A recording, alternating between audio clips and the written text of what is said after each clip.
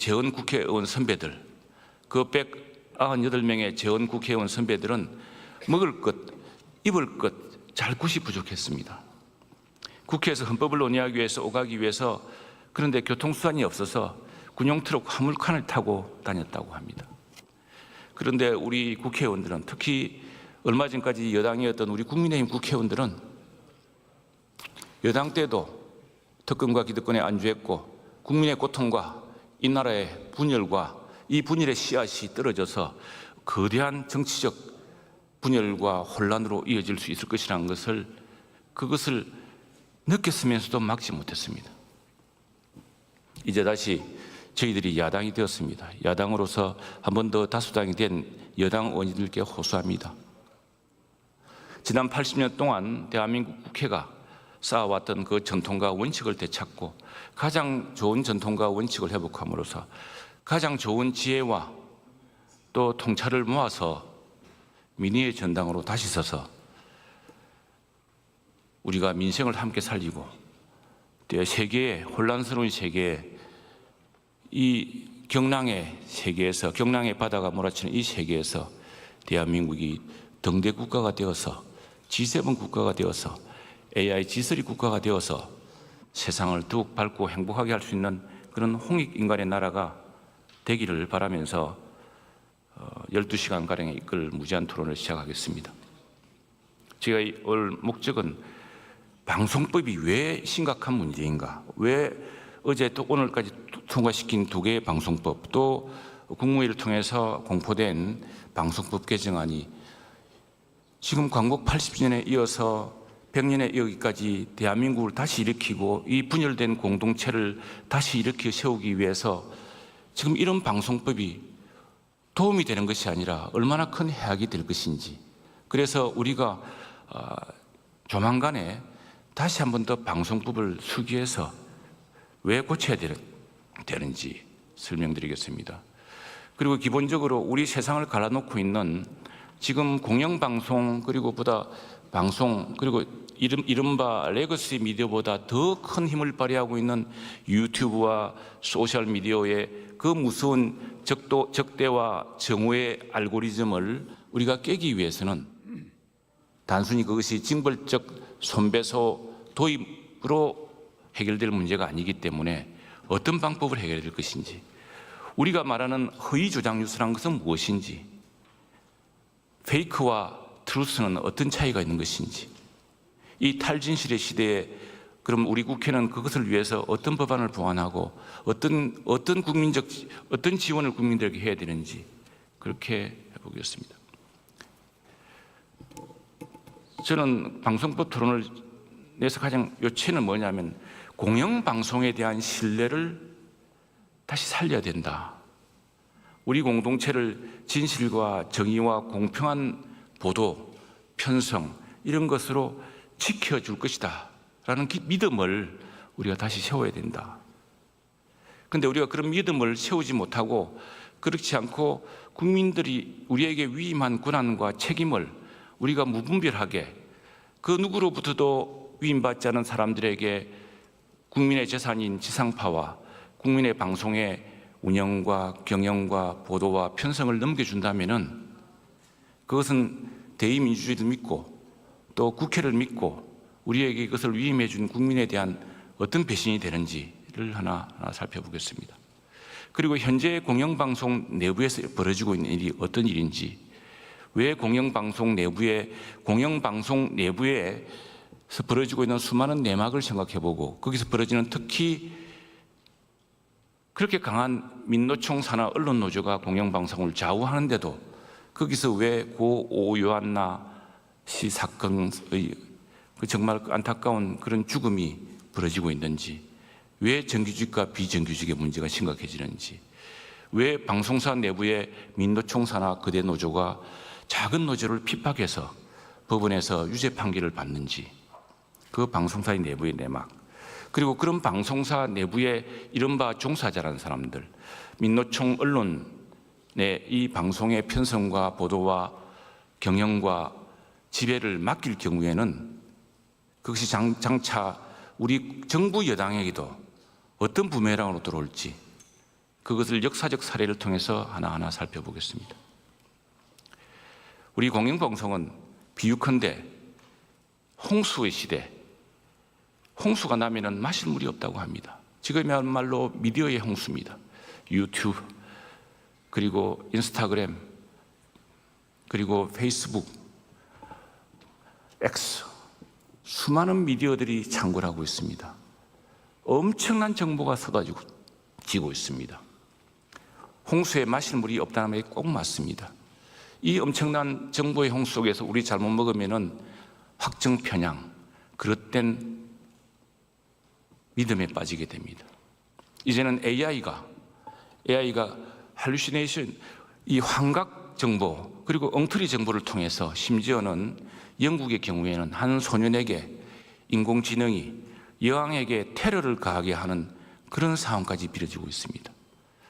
왜 소셜미디어는 이렇게 되는가? 왜 소셜미디어는 적대와 정오의 알고리즘으로 흐를 수밖에 없는가? 그것이 유발 하라리의 신간 넥서스에서 버마에서 일어났던 메타, 페이스북의 폐해에서도 잘 드러나고 있습니다. 그런데 이 홍수에 마실 물이 없다고 했는데 이 마실 물이 없는 세상에서 그러면 샘물은 누가 제공해야 되겠습니까? 저는 비유컨대 그것은 공영방송이 제공해야 된다 생각합니다. 우리가 믿을 수 있는 공영방송, 바로 국민이 위임한 사람들에 의해서 정당한 절차대로 임명되어서 최대한 공평하게, 최대한 편향이 없게, 최대한 정확하게, 또 최대한 공동체 전체의 이익을 위해, 또 최대한 글로벌 지구촌에서 대한민국이라는 나라가 등대 국가로서 민주주의와 자유와 인권과 시장 경제의 가치를 전파할 수 있는 그런 마실 물. 그래서 동북아 사람들이 정말 세계가 돌아간 것을 알려면은 BBC를 듣는 것이 아니라 동북아에서는 KBS를 들어야겠다, 이렇게 되도록 만들어야 된다는 것이 제 소신이고, 또 이렇게 하기 위해서 우리가 방송법 개정 문제에 대해서 그렇게 걱정하고 있다는 것입니다. 요컨대 지금 홍수의 시대에 우리는 휩쓸리고 있습니다. 이 홍수의 시대에 우리가 중심을 잡지 못하면은, 그래서 공영방송마저 그 홍수에 휩쓸게 한다면은 우리는 유튜브, 소셜미디어에 이어서 공영방송마저도 확정 편향에 사로잡힌 한 집단에 의해서 좌우되고 그것이 국가적 의제까지 흔드는 사례를 또 접하게 될 것입니다. 저는 바로 그 사례가 지금으로부터 20년 전에 광우병 보도 사태였고, 당시에 미국과 자유무역협정을 추진하려고 했던 노무현 정부가 당했던 시련이었다고 생각을 합니다. 그 역시도 역사적 사례를 통해서 또 그 이후에 대법원 판례를 통해서 살펴보겠습니다. 바로 그때 광우병 보도를, 허위 보도를 했던 사람들이 나중에 MBC에서 사장이 되고 보도본부장이 되고 그랬습니다. 지금 MBC 방송문화진흥법이 이제 오늘 통과되었습니다만 저희들이 걱정하는 게 그런 것입니다. 이것은 장차 우리 국회에서 정부 여당이 하는 일조차도 이것이 우리 노조 지도자가 생각하는, 우리 노조의 핵심들이 생각하는 그런 가치와 다르다. 그런 가치와 다르다고 생각하면은 우리 정부 여당도 이제 아주 공경스러운 상황에 처할 것입니다. 그래서 저는 그러면 선진국에서 우리가 BBC라든가 이런 나라들에서는 어떻게 공영방송의 표상이라는 그런 표준을 유지했느냐, 그것을 또한 BBC에서는 어떤 기준으로 그걸 유지하고 있고 BBC의 이사진은 어떻게 임명하는지를 살펴봄으로써 우리 방송법 개정안이 또 공표된 안이 어떤 문제가 있는지를 살펴보겠습니다. 우리는 아침마다 매일 2개의 세상을 읽습니다. 혹시 신문들 다 보시는지 모르겠는데 신문들이 크게 두 부류로 나눠 있습니다. 한편으로 치면 진보요, 다른 쪽은 보수고, 한편으로 보면 조금 민주당 성향이고 다른 한편으로는 또 국민의힘 성향입니다. 요즘 국민의 성향이 많이 줄었습니다. 우리 인기가 없어서. 그리고 어떻게 보면 또 좌편향, 오른쪽은 우편향. 어느 세계 어느 나라는 그렇습니다. 미국에서 뉴욕타임즈 본다 그러면은 우리는 뉴욕타임즈가 세계의 표준인지 생각합니다만 미국 워싱턴에 가서라도 미국 공화당 사람들은 싫어합니다. 그 마치 우리나라에서 내가 어떤 신문 본다고 자랑하면은 넌 어떤 사람이구나 라고 낙인 찍힌 것 비슷한 효과가 있기 때문입니다. 미국에서 CNN 본다고 하면은 넌 CNN 보는구나. 넌 우리랑 다른 사람이구나. 나는 팍스뉴스 보는데. 이렇게 생각합니다. 그래서 우리는 근데 소셜미디어로 가면 이건 더 극단적입니다. 오늘 아침에 제가 유튜브 크리에이터가 보낸 메일을 보니까 유튜브가 어떻게 알고리즘을 작동해서 왜 내한테 이런 유튜브가 추천되느냐라는 것을 보여주는 사례를 보았습니다. 그러다 보니까 확정 편향에 휩싸이게 되고 부정선거에 대한 음모론, 또 어떤 음모론, 또 어떤 음모론에 우리가 마구마구 막 휩쓸리게 되는 겁니다. 이 사람이 이걸 보기 시작하면 끝없이 그것을 보여줍니다. 그래서 더 휩쓸리게 되고 더 극단화됩니다. 그렇기 때문에 저는 이 공영방송만은 적어도 지상파를 사용하게 하는 KBS, 또 지상파 국민의 재산입니다. 이 비싼 지상파를 SBS는 사서 쓰고 있습니다. 그런데 우리는 두 개의 공영방송, EBS에는 이걸 공짜로 줍니다. 국민의 재산, 이 지상파를. 그리고 또 국민의 방송이라고 스스로 칭하고 우리도 그렇게 기대를 합니다. 그런데 이렇게 갈라진 세상, 두 개의 세상, 점점 적대화되어가는, 우리가 비록 먹고 살기 힘들 때도 이렇게 세상이 적대적이지 않았습니다. 그때도 물론 유언비어가 많았습니다.